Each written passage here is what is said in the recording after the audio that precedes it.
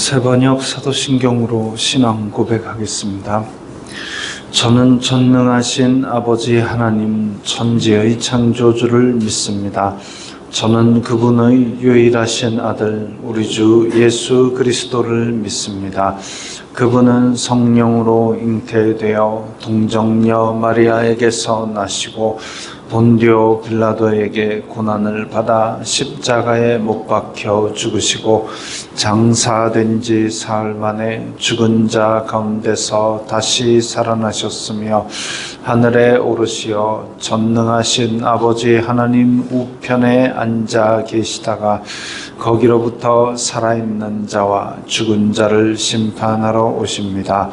저는 성령을 믿으며 거룩한 공교회와 성도의 교제와 죄를 용서받는 것과 몸의 부활과 영생을 믿습니다. 아멘. 거룩하신 하나님 아버지 감사합니다. 간밤에도 편히 쉬게 해주시고 새벽에 기도하는 자리에 불러주시니 감사합니다. 이 시간 저희들 마음 중심으로 주님을 경외하게 하여 주시옵소서. 예수님 이름으로 기도드리옵나이다. 아멘. 찬송가 421장입니다.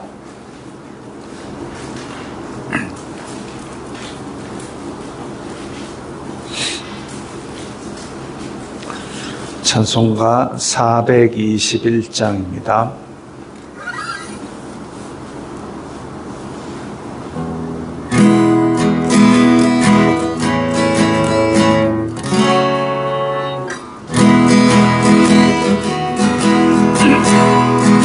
내가 예수 믿고서 죄 사함 받아 나의 모든 것 다 변했네.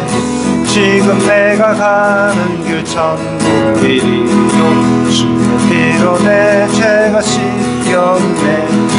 나의 모든 것 변하고 급히 노구속 받았네. 하나님은 나의 구원 되시오니 내게 정죄함 없겠네. 주님 밝은 빛에 사허름의 질 나의 모든 것 다 변했네. 지금 내가 주 앞에 온전케 되는 주의 공로를 의지함일세. 나의 모든 것 변하고 그 피로 구속 받았네. 하나님은 나의 구원 되시오니 내게 정죄함 없겠네.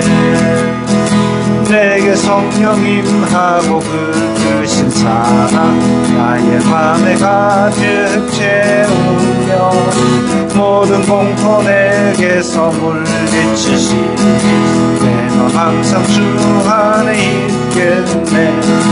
나의 모든 것 변하고 그 피로 구속 받았네.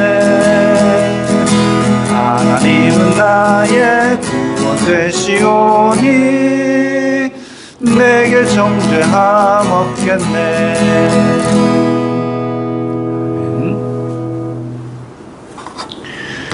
오늘 말씀은 잠언 14장 1절부터 9절까지의 말씀입니다.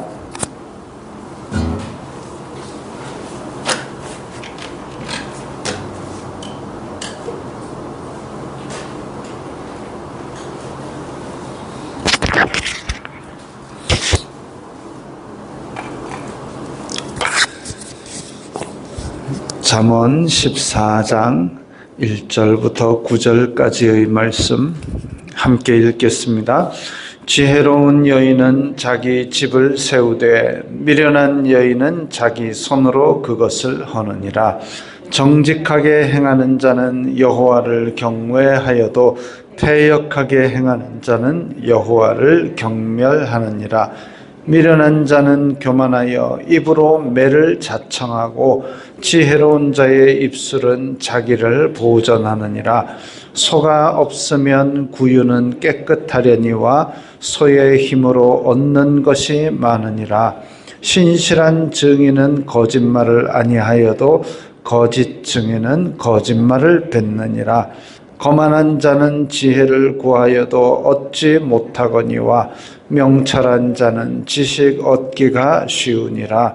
너는 미련한 자의 앞을 떠나라. 그 입술에 지식 있음을 보지 못함이니라. 슬기로운 자의 지혜는 자기의 길을 아는 것이라도 미련한 자의 어리석음은 속이는 것이니라. 미련한 자는 죄를 심상히 여겨도 정직한 자 중에는 은혜가 있느니라. 아멘. 지혜로운 여인은 자기 집을 세우되 미련한 여인은 그것을 자기 손으로 헌다 그랬습니다. 한 가정이 지혜로운 여인에 따라 흥하기도 하고 오히려 집을 다 헐어버리기도 하고, 여인의 역할이 그렇게 중요하죠.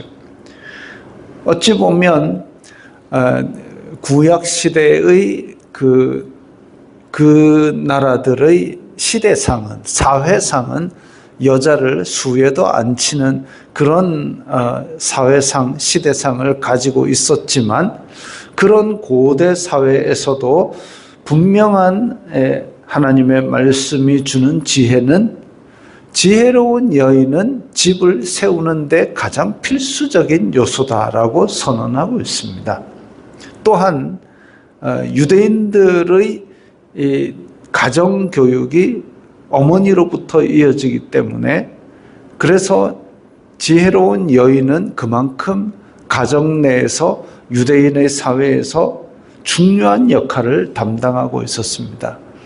제가 전에도 한번 이야기를 했지만, 이제 히브리 대학에 들어간 우리나라 신학생, 정말 열심히 공부를 해가지고 그야말로 유대인보다 더 유대인스럽게, 왜 우리 텔레비전에도 종종 나오지 않습니까? 외국 사람인데 우리나라 안에서 지금 가나 왕족인가 하는 한 연예인이 있습니다. 이번에 무슨 자기 이제 한국 사람처럼 지낸다고 군대도 지원했다 그러는데, 어쨌든 흑인인데 우리말도 너무 천연덕스럽게 잘하고, 우리말에 쓰는 속담이라든지 관용구도 너무 천연덕스럽게 잘해요. 흑인인데도 불구하고 이 시장에 가가지고 이렇게 물건을 사면서 그 시장 상인에게 어디 조씨냐, 이름이 조나단인 거래요. 어디 조씨냐라는 얘기를 들을 정도로 그렇게 우리말을 천연덕스럽게, 그것처럼 제가 이야기했던 그 사람이 히브리 대학에서 그야말로 히브리 정통 문화 이런 것들을 열심히 공부해가지고 유대인처럼 그렇게 됐는데, 근데 유대인 친구에게 야 이제 나도 유대인처럼 그렇게 됐느냐 이러니까, 아니야, 너네 엄마는 유대인이 아니잖아, 한마디로 딱 거절을 하는 겁니다. 그게 뭐냐면, 지혜로운 여인은 하나님을 경외하고 율법을 지키는 데 있어서 가정교육을 그렇게 담당하고 있기 때문에, 그렇게 교육을 받지 않으면 네가 히브리 대학에서 열심히 공부해서 아무리 난다긴다 해도 유대인이 될 수 없다 이거죠. 그 정도로 중요한, 정체성을 결정할 정도로 중요한 것이 바로 지혜로운 여인입니다. 정직하게 행하는 자는 여호와를 경외하여도 패역하게 행하는 자는 여호와를 경멸하느니라. 이 순서를 바꾸어도 여호와를 경외하는 자는 정직하게 행하지만 여호와를 경멸하는 자는 패역한 자다, 이렇게도 해석이 가능합니다. 그래서 하나님을 경외하는 자는 허세도 없고 또 거짓도 없고 그렇게 사는 게 정상적이죠. 왜? 하나님께서 내 곁에서 항상 보고 계시니까 굳이 내가 거짓으로 다른 것을 위장할 필요도 없고 딴 사람에게 보이기 위해서 뭔가를 그렇게 나한테 없는 것을 허세를 떨 필요도 없습니다. 반면에 하나님을 경멸하는 자, 하나님을 경멸하는 자, 그 사람은 패역하게 행한다. 행위가 악하게 행한다는 것이죠. 왜? 사람의 본성은 타락했기 때문에, 그건 돌이킬 수 없이 타락했기 때문에 그 본성대로 행하면서 점점 악은 깊어지고 확장됩니다. 그러니까 결국은 하나님을 무시하고 살려는 사람들은 이 악을 행하는 길로 빠져들 수밖에 없지요. 미련한 자는 교만하여 입으로 매를 자청하고 지혜로운 자의 입술은 자기를 보전하느니라. 얼마 전에 그런 사건이 있습니다. 미 항공우주국 나사라고 부르는 곳에는 정말 미국에서 천재적인 사람들이 옵니다. 얼마 전에 TV에서 이제 영화를 하나 하는데 흑인입니다. 아주 수학을 잘해요. 근데 그 1950년대, 60년대만 해도 아주 인종차별이 심했습니다. 근데 그 여자아이가 흑인 여자아이, 그러니까 흑인이고 여자고 이러니까 여러 무시를 당하는 그런 사회 속에서 점점 자라나면서 그 수학적인 재능을 인정받아서 나사에 입사하게 됐죠. 오늘 나사 이야기가 많이 나오네요. 그래가지고 그때 당시에 이제 소련하고 미국하고 우주 개발 경쟁이 붙어 있었는데, 근데 이 여자가 너무나 수학을 잘하니까 이제 로켓을 쏘아 올려가지고 지구 궤도를 돈다 이랬을 때 이 무게와 궤도와 속도와 이런 것들을 그 어느 속도를 낼 것인가, 로켓 엔진에 얼마나 힘을 줘야 될까, 이걸 계산하는데 이 여자가 너무 잘하는 겁니다. 그렇게 계산을 하는데 이 여자가 잠깐 나갔다 오면 한참을 안 들어오는 겁니다. 왜냐? 흑인용 화장실이 따로 있었어요. 얼마나 먼 데 있었냐면은 자기가 일하는 곳에서 800m 떨어진 곳에 있었습니다.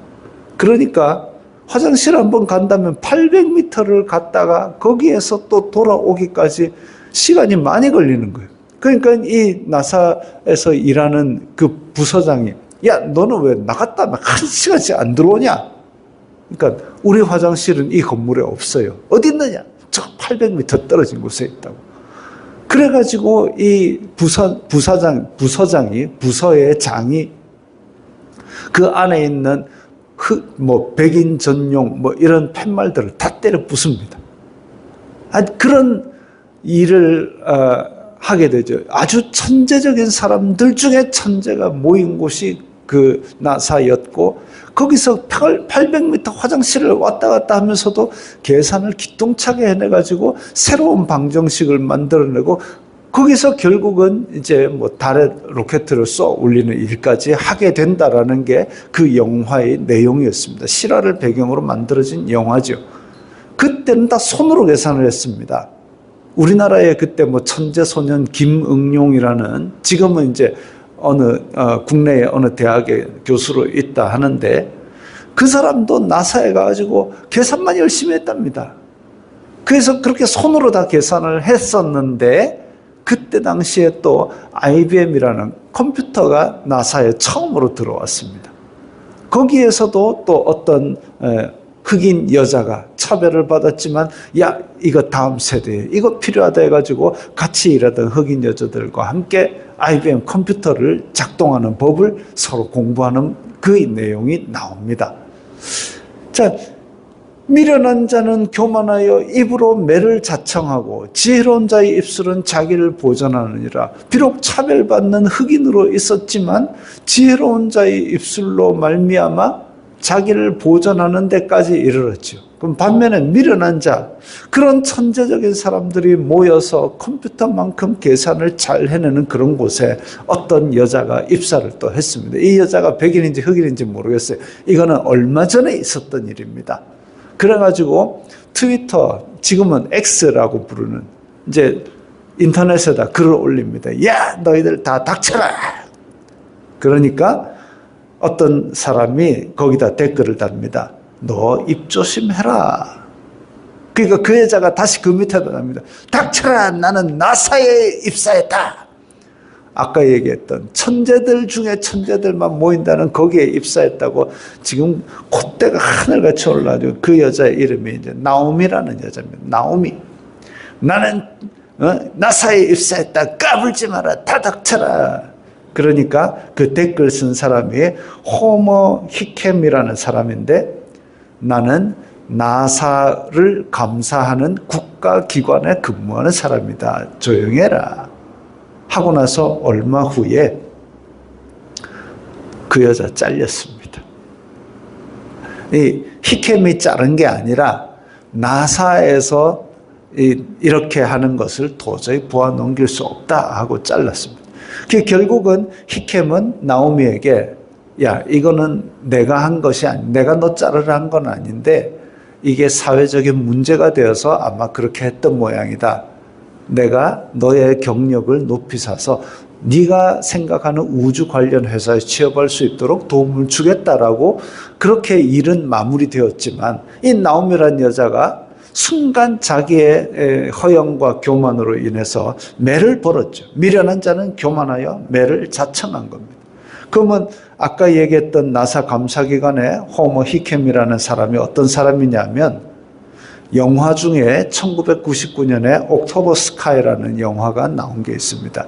그게 바로 호머 히켐의 전설적인 상황을 영화화한 겁니다. 나사에서도 전설적인 업적을 쌓은 사람, 그 사람이 했던 일을 영화로 만들 정도로 전설적인 사람이 야, 입 조심해라 할 정도 같으면 좀 그 한마디만 아이고 제가 실수했습니다 이 한마디만 했더라도 자기의 일을 보존했을 텐데 미련한 자는 교만하여 입으로 매를 자청한 것이죠. 안타깝습니다. 4절에 소가 없으면 구유는 깨끗하려니와 소의 힘으로 얻는 것이 많으니라. 어릴 시절 저희 고향 집에 소가 한 마리 있었습니다. 외양간에서 소가 한 마리 있었는데 큰할아버지는 매일 새벽같이 동이 트면 그 새벽같이 산에 가서 이 소꼬를 베어 오십니다. 그래가지고 지게에 한 짐 나무찜 지고 소꼬를 베어온 것 한 짐 지고 그래가지고 그 나무를 떼서 소죽을 씁니다. 그러면 이제 새벽에 그 소죽 쏘는 냄새가 확 올라가고 김이 모락모락 나고 그럼 그걸 갖다 놓고 그게 쉬운 일 아니죠. 소가 뭐 밥 한 공기 먹겠습니까? 한때를 풀을 먹습니다. 그게 한 솥을 그냥 하루 종일 다 먹습니다. 다음 날 되면 또 그 한 솥을 또 끓여야 됩니다. 그 힘들다고 아이 때려치우자 하면 농사는 누가 짓습니까? 소가 그냥 사람이 밭을 아무리 삽질을 해도 소가 한번 딱 쟁기 끼고 한 바퀴 쫙 돌면 끝납니다. 그 소의 힘으로 얻는 것이 많기 때문에 소가 없으면 구유 깨끗하다고 아이고 하기 싫다고 안 해버리면 더 큰 일을 못하게 되는 거죠. 큰 유익을 얻기 위해서는 거기에 따르는 작은 어려움, 작은 대가는 그건 지불하는 게 당연하죠. 많은 크리스찬들이 참 실수를 많이 합니다. 제가 갓피플이라는 곳에 이제 그림을 올리고 있는데 거기 그림 그리는 작가들이 실망을 한 번씩 한답니다. 왜냐하면 그 작가들이 그림 그려놓은 거에 대해서 이제 믿는 사람들이 아이고 우리 교회 주보에 쓰게 그림 좀 그려주세요 라고 그냥 요청한답니다. 이 사람들이 그림 한 컷 요청해서 그림 그리면 30만 원, 50만 원씩 받는 사람인데 공짜로 그걸 그려달래요. 하나님이 주신 재능으로 그 돈 받으려고 하나. 그 말까지 하면 속이 썩어들어가는 거죠. 합당한 대가를 치르지 않고 그렇게 날로 먹으려고 하는 게 이 성도들이 그래갖고는 안 된다 이거죠. 심지어는 어떤 크리스천 작곡가가 다른 종교의 방송에 시그널 음악을 여러 개를 작곡해가지고 올려가지고 그 방송이 나온답니다. 어쩐 일이냐 하니까 이 그쪽에는 한 곡을 작곡해도 돈을 제값을 제때 쳐준다는 겁니다. 소의 힘으로 얻는 것이 많으면 소 구유에다가 소 밥은 줘야죠. 그게 이 말 뜻입니다. 필연적으로 작은 어려움이 있고 작은 대가를 치르는 것이 있지만 그걸 위해서 더 큰 유익이 있다면 희생을 하고 대가를 치르고 노력을 해가지고 그 소의 힘으로 얻는 것을 얻어야죠. 신실한 증인은 거짓말을 아니하여도 거짓 증인은 거짓말을 뱉느니라. 뱉느니라라는 이 단어가 숨을 쉬다, 입으로 불다 이런 의미까지 있습니다. 다시 말하면 거짓 증인은 거짓말을 숨 쉬는 것처럼 거리낌 없이 거짓말을 한다는 거죠. 거짓말은 하나로 끝나는 일이 잘 없습니다. 하나 거짓말하면 그걸 덮기 위해서 2차, 3차 거짓말을 합니다. 그러다 보면 내 마음도 어느덧 그 거짓말에 익숙해져 가지고 거짓처럼 살아가 버립니다. 그런 얘기들이 많죠. 그래서 어떤 사람은 그 거짓이 자기 진짜인 것처럼 그렇게 살아가기도 합니다. 참 안타까운 일이죠. 어떤 사람은 진짜 거짓말을 밥 먹듯이 합니다. 거짓말을 밥 먹듯이 하니까 그게 사실인 것처럼 자기 스스로도 그렇게 거짓처럼 살아갑니다. 그러나 거짓말인 줄 여러 객관적인 증인들이 있고 증거들이 있으니까 이 사람은 거짓말에 또 거짓말을 하고, 심지어는 나라를 다스린다는 사람들 중에서도 입만 열면 거짓말을 하는 사람들이 수두룩빽빽하다는 게 참 안타까운 노릇이죠. 우리는 이 나라의 그 거짓 증인들, 거짓 지도자들, 얘네들 때문에라도 기도 많이 해야 됩니다. 자, 6절에 거만한 자는 지혜를 구하여도 얻지 못하거니와. 왜 그러냐면 거만하니까.